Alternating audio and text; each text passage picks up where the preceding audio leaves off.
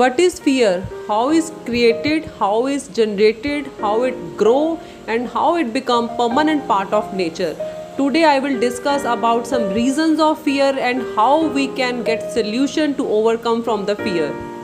So पहले आप bell icon दबा दीजिए, सब्सक्राइब कर दीजिए मेरे चैनल में अपने टॉक को आगे बढ़ाऊं। फर्स्ट मैं बात करूंगी फियर के रीज़न के बारे में। छोटे से बच्चे को स्टार्टिंग में ही अर्ली लाइफ में उसको बोलते हैं कि आप बाहर नहीं जाओ, कोई आपको पकड़ के ले जाएगा, आप खाना नहीं खाओगे तो कोई मॉन्स्टर आपको पकड़ के ले जाएगा। That is a starting of fear, जो कि बच्चे के अंदर एक सीड की तरह हमने डाल दी, जो लाइफ में आगे जाके वो ग्रो कर जाएगी। जैसे ही बच्चे बड़े होते हैं, स्कूल में जाएं, वहाँ पे अगर स्टडी के पैटर्न को लेके या स्टडी की ग्रोथ को लेके उनमें प्रॉब्लम हो, तब भी एक फियर है कि आप आगे नहीं बढ़ पाओगे, आपके ग्रेड्स नहीं आएंगे, आप पीछे रह जाओगे, आप लाइफ में कुछ कर नहीं पाओगे। सोशल फियर्स ही लाइफ का परमानेंट पार्ट बन जाता है जब बच्चे बड़े होते हैं, जब वो हायर एजुकेशन के लिए जाते हैं।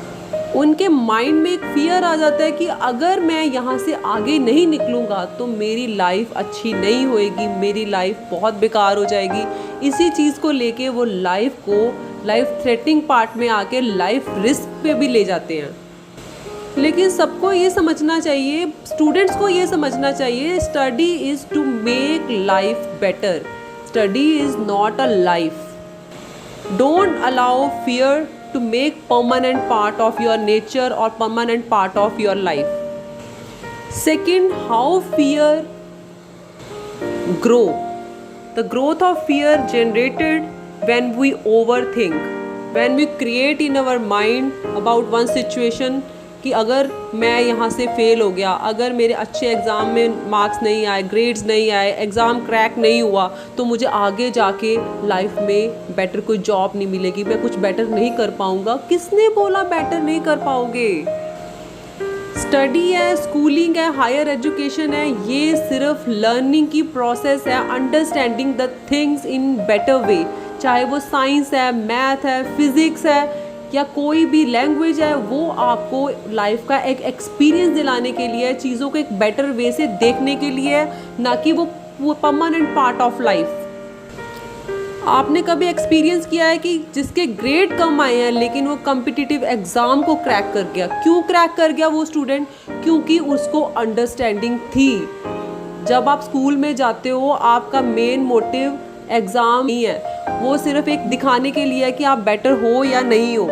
लेकिन सबसे ज़रूरी है आप चीज़ों को अंडरस्टैंड कर रहे हो, आप कितने बेटर वे से किसी भी सब्जेक्ट को, किसी भी सब्जेक्ट के पार्ट को, किसी भी टॉपिक को आप कितने डिटेल में उसको अंडरस्टैंड कर रहे हो। That is a main part, that is a main reason why you go to school to learn something. Second thing is that overthinking is a poison. It is a door how fear grow. जब हम अपने mind में एक picture बनानी शुरू कर देते हैं कि अगर ये सिचुएशन हैपन नहीं हुई, अगर ये मार्क्स नहीं आए, तो मेरी लाइफ बिल्कुल बेकार होने वाली है, मैं ज़ीरो होने वाला हूँ। 100 में से 99% चांसेस होते हैं कि वो चीज़, गलत चीज़ आपके साथ हैपन नहीं होएगी, लेकिन ओवर थिंकिंग की वजह से आप अपने माइंड में उसको कंस्ट्रक्ट कर लेते हो। Stop over thinking. जो चीज़ एग्जिस्ट ही नहीं कर रही है, आप उसके बारे में सोच के अपने आप को क्यों पैनिक फील करा रहे हो, क्यों क्रिएट कर रहे हो? अगर प्रैक्टिकल एग्जांपल देखूँ मैं फियर की, हाइट से बहुत लोगों को फियर होता है। हाइट क्या है? लॉ ऑफ ग्रेविटी है कि ऊपर से कोई चीज़ नीचे गिरेगी तो वो चीज़ टूटनी है, उसको डैमेज होना ही होना है। तो उसका प्रैक्टिकल पार्ट देखो, क्यों फियर करना? जब नीचे जाना ही नहीं है, ऐसे गिरना ही नहीं है, तो फिर किस बात का? हाइट से क्यों फियर?